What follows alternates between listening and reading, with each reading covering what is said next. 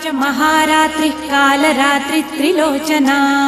महाकाली कपाली सा महागौरी तिलोत्तमा काली कराली विक्रांता कामाक्षी कामदा शुभा चंडिका चंडरूपा चामुंडा लिंगधारिणी त्रैलोक्य विजया देवी त्रैलोक्य विजयोत्तमा सिद्धलक्ष्मीर्महालक्ष्मीर्मोक्षमार्गः प्रदायिनी